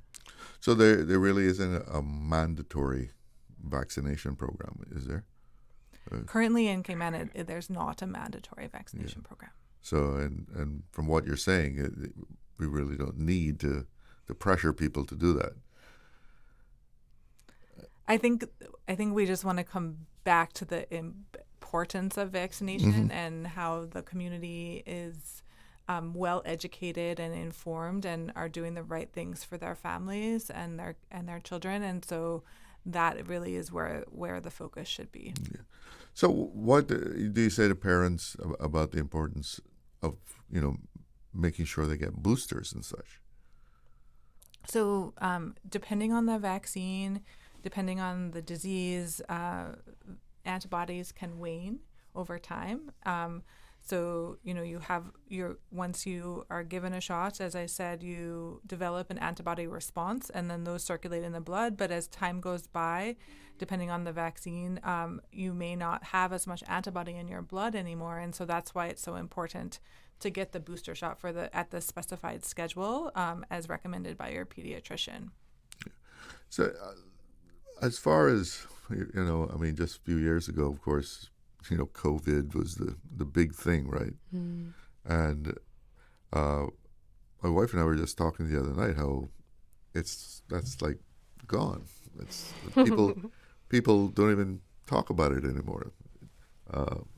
Sometimes you hear people about, I had a bad flu. Yeah. Could that be COVID? Yeah, it's been really interesting to look at the data that we see. Respiratory infections can present with quite a range of how strong the symptoms are. So someone might have a bit of a cough and a cold and not go and seek care at the doctor, and so not get tested, and we don't necessarily know which pathogen has caused it. But it can be it can go on for a long time, so people may go to try and get antibiotics, or it can be more severe. So we do have some testing data that shows us what's circulating in the community. And it's been interesting to see this past kind of 6 months. We've definitely seen COVID to be attributed to less of those cases that are coming forward and being tested. Influenza has been a much higher pathogen causing those infections, but we also see some other pathogens that cause the common cold to be circulating too. So, but it is interesting. I think that's also likely part due to the high vaccination coverage that we did get with COVID. Because when it first came out, everyone was susceptible. We hadn't had a vaccine for that in the past, whereas I think that's given a baseline protection in the community in part, and these other infections that come around each season and kind of vary slightly are actually what's driving more of the clinical cases that we're seeing. Although we do definitely still see COVID positive cases. Yeah, we still see them just occurring. Yeah. So what is, I want to say, the thinking these days as far as the COVID status? Has it kind of waned as far as how robust a virus it was? Or, I think it's, because I just saw something the other day, a new strain in California, but people don't seem to be dying the way they were. Yeah, I think it's multifactorial. I think when COVID initially hit, we were trying to eliminate it, and we were not successful to the point where now COVID will be around with us, I think, for the foreseeable future. But at the same time, vaccines mutate over time, and viruses mutate over time, and so as it's changed and maybe become more widespread, it may be more infectious, but less severe in the illnesses it caused. But also, that's one perspective. But then there's also the perspective, as Ms. Corbett mentioned, that when COVID was first came to be, we didn't have any immunity, and so that's why we saw such severe illness and response, which now there is a fair amount of baseline immunity, and people are getting updated immunizations as well for the new strains that are coming out, and so we see it really to be similar to influenza-like illnesses that we've seen. So our bodies have made an adjustment to be able to fight it off better than what it was 5 years ago? Yeah, and there may be a strain that does develop that is more infectious or more severe, and that we might see come out and cause more illness. But at the current time, the vaccine that we've got, whilst that also gets developed to the strains that are circulating, is really preventing that from happening, I think. All right. Well, we are talking about vaccinations and Cayman strengthening its childhood and maternal immunization schedule. And that's all to ensure, earlier protection. We're going to be continuing to talk about that after the news. And if you want to be part of the conversation, well, you can pick up the phone and give us a call if you have a question or you want to make a comment. Numbers to call: 1-800-534-8255, 949-8037, 949-6990. You can also call on WhatsApp, 925-3261. So we're going to break for the news. We'll be right back. Stay with us. This is the People's Radio Station.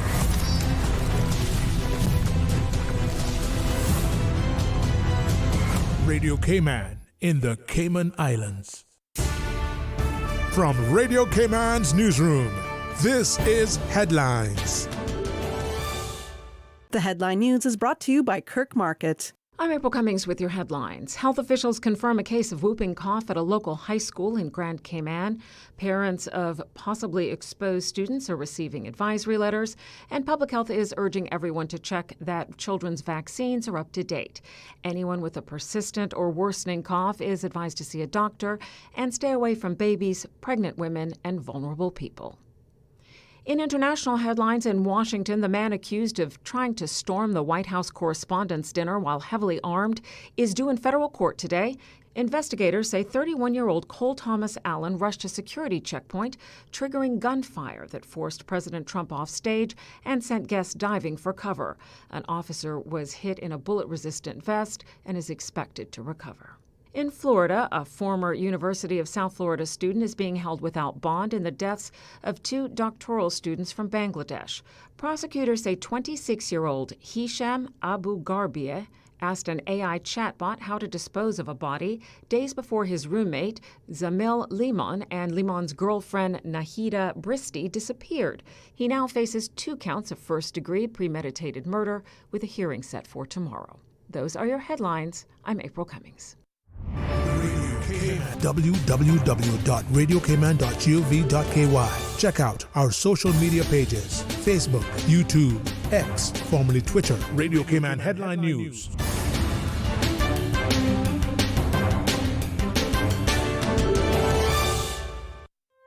Looking for fresh, healthy food that's full of flavor?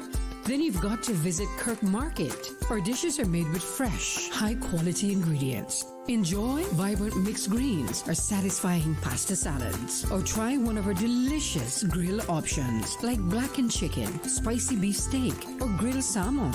Looking for something light and flavorful? We've got sushi rolls and poke bowls prepared daily. And don't forget to explore a hot bar or Billy Fresh salad at the salad bar. Stop by Kirk Market today for breakfast, lunch, or dinner and taste the difference. Eat well, live well with Kirk Market.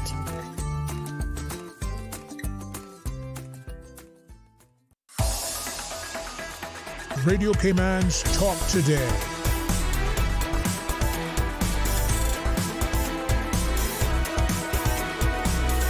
What is on your mind, Cayman? Welcome back. Let's get a quick weather update here. It's 86 degrees here in Georgetown. It feels like 94. It's getting hotter. And wind out of the south at about 6.5 knots. And today's forecast calls for partly cloudy weather for the rest of the afternoon and fair weather this evening and into tonight. So looking for a pleasant evening and overnight. And tonight the winds should be out of the east to southeast at 5 to 10 knots. Sea smooth. Sunset is at 6:45. And we're talking about Cayman updating and strengthening its vaccination schedule for childhood and maternal immunization. And just on the news there, we heard of a case of whooping cough. I haven't heard that in God knows how long. But tell us more about that. Sure. Happy to. We did confirm this morning that we had a confirmed case of whooping cough or pertussis in one of the local high schools. So that is, we've isolated that person and made sure that they receive the appropriate treatment, as well as doing contact tracing in their family and in the school, as well as providing any prophylactic treatment as necessary. I think the most important point for the public here is that this is a preventable disease. This is pertussis. It's part of the DTaP or the Tdap that you get in your vaccination schedule. And so just so important that you get those vaccines. So there's 5 different booster vaccines that you get starting at 2 months for DTaP up to age 4, and then you are supposed to get a Tdap booster vaccine at age 14. So it lasts about 10 years, and so that's why it's so important that the immunity can wane, and that's why you need to get the booster. Same for adults. They should be getting a Tdap vaccine every 10 years, as well as pregnant women. All pregnant women, regardless of when their last Tdap was in pregnancy, they should get a Tdap because that will protect their babies. That's usually when there is whooping cough. It can be most severe in young people, elderly, and people with weakened immune systems. So now the detective work starts as an epidemiologist? Yeah, exactly. So this is where we then look to see when the onset of the symptoms were. We try and understand when the individual's infectious period would have been. We try to understand what individuals that person might have come in contact with. We try and see if we can ascertain where they were infected from. This has got to come from somewhere, right? Mhm. So there was likely a case before them that they would have been infected from. So this is where we then try to do some different information gathering. We'll try and understand if there are other students who are presenting with similar symptoms that may need to also be tested. And as more information appears, then the investigation may go on. So, this is where we're trying to do quite a lot of follow-up and investigation. So you send teams out to talk to whoever may have contact. This person has been in contact. Yeah, we with. have our surveillance officers and we have our public health nurses who will engage with different individuals involved in this incident. Yeah. How serious is this? So pertussis can be a mild flu-like symptom that then develops into sort of the coughing fits that we know whooping cough for, and that can last from 1 to 10 weeks. So it can last for quite a bit of time. It's really important to get medical attention early, and that we do have antibiotics that treat it. And so it's usually not incredibly severe in adolescents and healthy adults, but the worry really is in pregnant women and their fetuses, and then any elderly people or people with weakened immune systems who can't fight the the bacteria well. Then that would be the concern, and that's where we could have poorer outcomes in those populations. So this was in high school, right? Yes. So this is an example of keeping the booster schedule up. Yes. So this person probably missed the schedule. Is that a fair assumption? So it's important to make sure that you get your booster shot at age 14. And so I can't say any more about the particular case, but that's really vital. So what else do we need to know about this strengthening of our immunization program? So specifically, I can just speak a bit more about the update that we've provided. So there were 6 different major changes. We've already talked about the update of the using the hexavalent vaccine, and then why the hepatitis B shot is not given at birth, and it will be given at 2 months as part of the hexavalent or the 6 type vaccine. We also mentioned that we've reduced the pneumococcal vaccine to just 2 doses, and that is just as effective but less shots. Additionally, we've decreased the first dose of the MMR to be at 12 months now, instead of later, just given the concerns with measles that have been out there. We want to make sure our babies are vaccinated as early as possible, but in still a safe window. Additionally, we have made previously the meningococcal vaccines. There's 2. There's meningococcal B, and then the one that includes the strains of ACYW have been given as kids go off to college, but they haven't been structured in our vaccine schedule. And so as we've saw recently with the outbreak of meningitis type B in the UK, it's quite important to be prepared and have prevention ahead of an outbreak. And so we're recommending all 14-year-olds get the Men B and the Men C vaccinations. And then a booster, you get a second Men B shot 6 months later. And for Men C, you get that then at 17 years of age, so that you're protected as you go off to school. Basically, we see meningitis more often in colleges and boarding schools where kids are in close contact to each other, and that's why it's important at that age range. And then additionally, we have previously given the BCG vaccine, which is for tuberculosis, to kids, to all babies and kids born in Cayman, but the prevalence of tuberculosis in the islands is quite low, and so we've changed the recommendation to be just for specifically high-risk groups of people who have close contact with people who are from endemic regions of tuberculosis or who travel frequently back and forth. And then lastly, as we mentioned, we've introduced the RSV vaccine for pregnant women. So is there actually a program or means of communicating to young people going away to college that they should do all of this? Yes. So, I mean, I think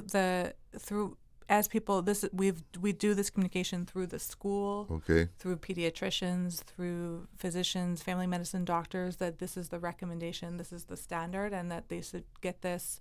But now they were getting it previously before going to college, but now it's really everyone at this age range should get this, and they're doing these vaccination campaigns in the schools as well. Mm-hmm.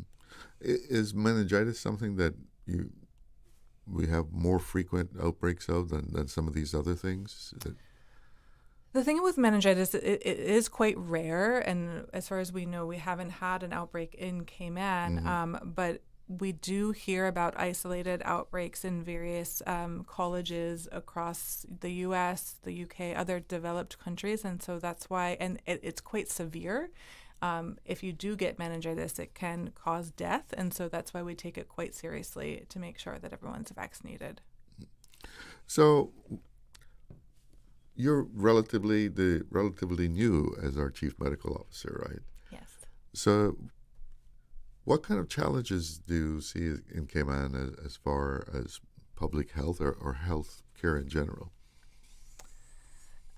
It's a great question. I think that what I've seen is when something happens, people are full steam ahead. Let's get this taken care of. Let's make sure, let's eradicate this. Let's spend the money that we need to spend, the resources, the education to get this done, which is amazing. A lot of places don't have that. I think what the challenge is, though, is when things are okay, when everyone is, there's no urgent crisis. The systems in place for preventative medicine, I think, struggle a bit. I think the healthcare as a whole is quite reactive. Oh, this person is very sick, we have to treat them, which is obviously quite important in a healthcare system. But what I would like to see as time goes by is to have a more preventative approach to healthcare. I think we've talked about this quite a lot with the non-communicable diseases, making sure that people know their numbers. They're testing themselves for blood pressure, cholesterol, diabetes. And so when you feel fine, that's when we should know where you're at so that you can get really early care and support so that we don't need to be reactive later on. How about the tourism is a big part of our economy. People coming in from all different places. We have a lot of people coming to work here. Does that present any kind of challenge as far as public health? Absolutely, and I think the famous words are infectious diseases have no borders, right? And so things can come from all over, and we have to be incredibly mindful and vigilant to make sure that we're putting the right safeguards in place to protect the community at hand. And, we don't want to be over prescriptive or over strict, but at the same time, we have to keep the community safe, and we have to make sure that's why we do work permit medicals and things like that to really ensure that we're keeping as many infectious diseases out of the country as possible. And it's also a very interconnected place. There are lots of people that come to work here from abroad, but also the local population have a lot of links to other countries in the region, lots of links to Jamaica, where there's things like dengue are endemic, and amazingly we've kept Cayman to be non-endemic for dengue, which is an incredible achievement given those strong links back and forward. So we're always on the lookout for imported threats and imported health risks, and which could come in from many different ways. I would imagine there's a challenge there too, that even though people on work permits, they go through a full health check when they're getting that permit, but then they go back and visit wherever their homeland is, and maybe during that time they have contact with someone, and then they return to work. Does that present a challenge? I think all travel in and out of the island does, absolutely. Yeah. Absolutely. So, we have to be the public health team needs to really be well connected in with all the different physicians and urgent care and GP services on island to hear about when those instances occur or when there is suspicion of something so that we can follow up and ensure that the right investigations are done to understand what may be going on. Have you ever had any cases where, your detective work leads you back to something being imported like that? Dengue that I mentioned is one example. So this is something transmitted by mosquitoes. So we had an outbreak. This was a couple of years ago in 2023. We had about 35 cases, and that at multiple points during that outbreak there would be an imported case, and then at some points there were some cases who likely were infected locally because we do have the vector, but the reason that the outbreak kept going on was that there were new imported cases because the region was having a huge outbreak of dengue. There are other examples. Malaria, we typically only see imported cases. If we see TB cases, most of the time they're also imported. So there are lots of things that we're keeping an eye out for with people's travel. How frequent do you see malaria? Not often. I'd say probably less than 10 cases a year.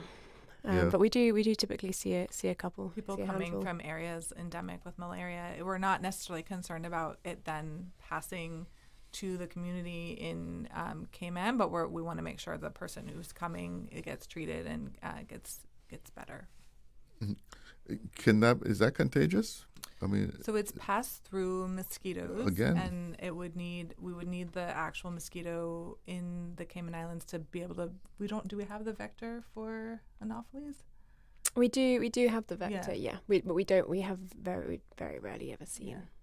What's the vector? Locally transmitted case, the Anopheles mosquito. Okay, the carrier is that? Yes, yeah. Okay. Yeah.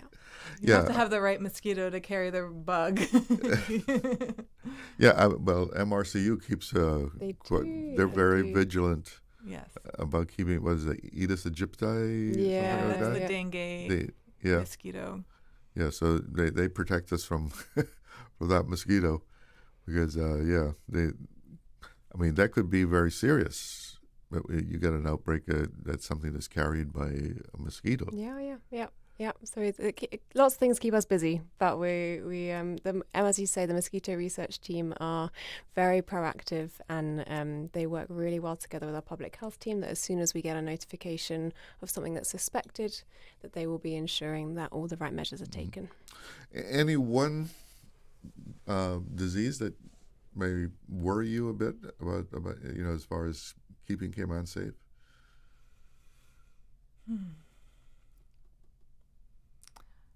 I think in general we see the highest mortality from the non-communicable diseases. Yeah. So diabetes, heart disease, cancer. I think those really what I'm worried about this population. And I think we know what to do from a public health perspective. And so we just need to make sure that we continue. I think the other thing that we think about are bacteria that might develop antimicrobial resistance, and that's always something that we have to keep a really good handle on to ensure that we're not overusing antibiotics or using antibiotics inappropriately to the point where then we have bacteria that we can't treat appropriately with antibiotics.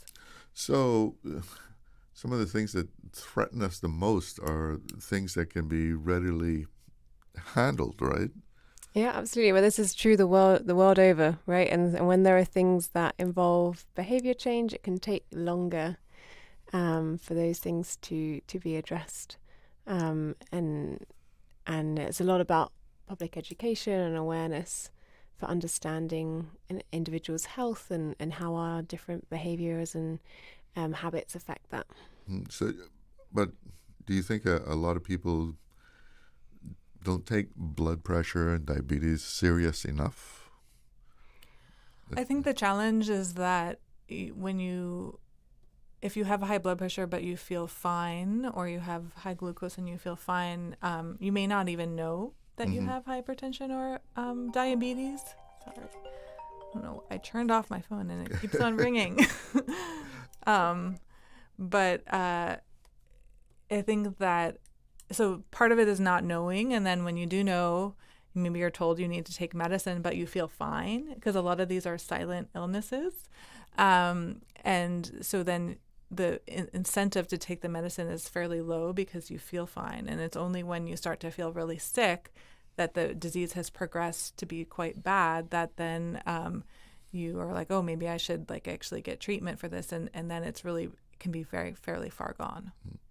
And from what I've heard, I mean, even when you're given a prescription, for high blood pressure, there are those people who sometimes just don't keep up with it.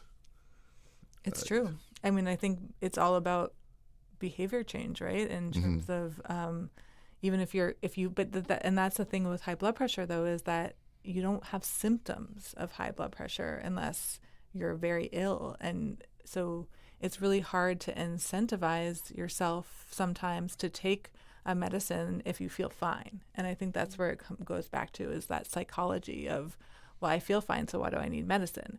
And so really trying to break through that is the need to actually, you may feel fine now, and that's why you need to take your medicine, which is quite challenging. And we did a study a couple of years ago where we did a national survey, and we found that about a third of the population have got raised blood pressure. And of that group, only 28% are receiving medication that is controlling their blood pressure.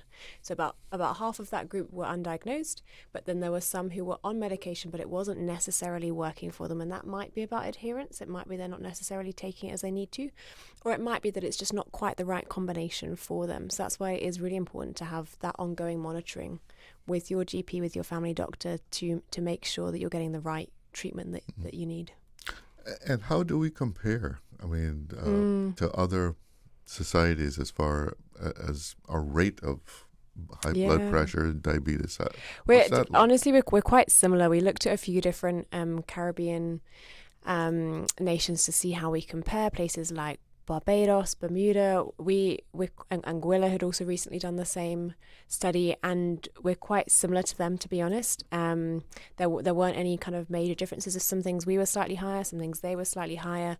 I think what more stood out to me was we had done this study 10 years ago, and we actually haven't seen any improvement in a lot of these indicators in the last 10 years. So that, to me, was more something that stood out to say, okay, well, whatever we're doing right now, public health-wise with our programs, it's not reaching the right people, or it's not working in the right way. So let's review this and see, how can we adapt our approach? How can we either make sure people are getting the right information, or make sure that we're reaching the right individuals who are most at risk of these things, to make sure we can improve that in the next 10 years. That must be kind of disappointing. It's a bit demoralizing. Because, I mean, even, the work that the service clubs do they do. Taking Lots blood of screening. pressure. Screening, right? Yeah. And people still not being aware. Well, I think sometimes you're reaching the same groups over and over with those approaches. If you're going to the same spaces, then you'll be reaching the same individuals. And we often find that when you do things like surveys, unless they're done with a particular methodology, you'll get if it's a voluntary thing, you'll get the worried well, who are more conscious of their health, more wanting to make sure that they're doing the right things. So something that we did with this study, the methodology, it was random. We were knocking on doors of houses that were randomly selected because you wanted to make sure you didn't have that bias. And I think the same thing can sometimes happen with some programs. If you're going into the same supermarkets or same spaces on the same days, you've got to think about how you maybe can tweak those to be in different spaces, or be interacting with people in a different environment to maybe catch other individuals. But it is tricky. Yeah. But when you went around knocking on doors, were people cooperative? Many were, which was amazing. There will always be some people that refuse to take part, and it was voluntary, so that was the case in the nature. But our team really tried to kind of discuss with them, and part of the benefit to the individual was they would get all of their health readings. We did blood pressure, we did blood glucose, height and weight. So they would get a copy of all of their results. But then also we were just, saying we're really trying to gather this information to improve what we can do here across the country. So hopefully you taking part now, help us to help you. If you can take part and share this information with us, we can then improve our services, we can improve our programs. That should then benefit you in the future and the future generations to come. And I think that did help with some engagement. And when we talk about high blood pressure, diabetes, I mean, a lot of it is lifestyle. Of right? course, yeah. Yeah. So, what you have high hopes for this? What was it? The National Movement Campaign? Yeah, we do. I mean, you've got to try these things, right? So I think we are giving it a go, and we have had a good number of people sign up, and we're trying to partner with lots of different private providers on Ireland to maybe offer discounted classes or free classes, or even just publicise there are already some amazing community groups who already have free runs that happen every week or walks that you can take part in. I think with behaviour change, it's got to be something that is a small step for you that you can do consistently over time. And so whilst, this is just one initiative and I don't know how big an impact it will have, but it gets the conversation going, and we're trying to approach it from a community element. So we're hoping that individuals will engage in their families and their friend networks. I think those are sorts of things that help something to be sustainable, is when you're doing it alongside people, and it's not just kind of on your own and your own motivation. Yeah, the group effort. Exactly. Yeah. And we're doing it over a 12-week period because that is what evidence has shown to be habit forming. And we're trying to really make it as accessible as we can for anyone. You don't have to be in the best shape or, have had lots of exercise experience in the past. The idea is just to ensure some sort of movement, and that you can start from anywhere and really try to engage across the island. I heard this lady talking about it the other day, and I guess her office or something must have signed up as a team. Oh, great! And she was saying, "Yeah, this is serious competition." I love that. We definitely have a competition pathway as well as an individual pathway who doesn't want to compete. Yeah, but it's awesome to hear that they're really excited and getting behind that. There's an app that you can join, and you can join in a group, whether that's your colleagues, and then there are on there you can get points for the different things you do. So that's the competitive element that she's referring to. So we have about 2 minutes left in the show. Top us off with, giving us a recap of the importance of this whole update and the importance of parents making sure they get immunizations for their children and for the mother to get it also. Sure. We're really excited about this updated immunization schedule that spans from pregnancy through adolescence. It really speaks to the need to continue to review evidence and international standards, and that science is not static, and that we need to continue updating our guidance based on what is available out there. This was a 18-month process where we really involved many stakeholders and really reviewed all of the evidence to ensure that we are providing our Canadian with the most up-to-date, relevant recommendations. Really what you can do is speak to your doctor, speak to your pediatrician, find out what you're due for, and go out there and make sure that you get your vaccinations on schedule. It really is one of the strongest methods we have within science to prevent illness, and we really encourage the community to stay up to date on their vaccinations at all ages. Dr. Hilary Wolfe, our Chief Medical Officer, and epidemiologist Rachel Corbett, thank you so much for joining me this afternoon. Appreciate it. Thanks for having us. Thanks for having us on. And before I go, all you Brackers, this news is for you. The government is introducing the Cayman Islands identification card, My EID, to the sister islands. That's tonight. Join them to learn how My EID works. Ask questions, hear directly from the government team. And the meeting is at the Aston Ruddy Center tonight at 6 p.m. Light refreshments will be provided. Well, that's it for Talk Today. Thank you for listening. And for all our callers, of course, thanks for your phone calls. I'm Charles Glidden. One love. Did you know that Doctors Hospital provides urgent care services 24 hours a day, 7 days a week? And Doctors Hospital's urgent care physicians have access to the most advanced MRI and CT imaging in the Caribbean, providing reliable diagnostics when you need it most. When you need quality urgent care for an illness or injury, Doctors Hospital is here for you 24/7. Whether it's a migraine, chest or abdominal pain, shortness of breath, broken bones, or another urgent need, Doctors Hospital at the top of Walker's Road. Urgent care right now. Freedom, Cayman Brack. Freedom, Little Cayman. Soft breezes, blue waters, no traffic. Unwind and rejuvenate your mind, body, and soul. Sister Island Staycations, a taste of freedom. Discover all that our sister islands have to offer. Boy, I'm so glad I got that funding from the Ministry of Tourism's Visitors Experience Development Grant Program. It has really helped me create an awesome new tourism offering. Wondering if you could do the same? You're in luck. Applications for the VEDG program are now open. Visit www.ourcayman.ky/VEDGP for more information and to apply.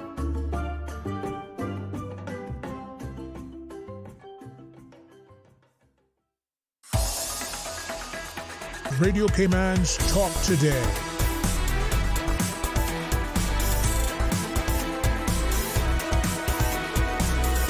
What is on your mind? Talk Today is brought to you by the Ministry of District Administration. Explore your history, explore your land, explore your sister islands. And Doctors Hospital. Peace of mind is important when life happens. Doctors Hospital, always there for you. Call 949-6066.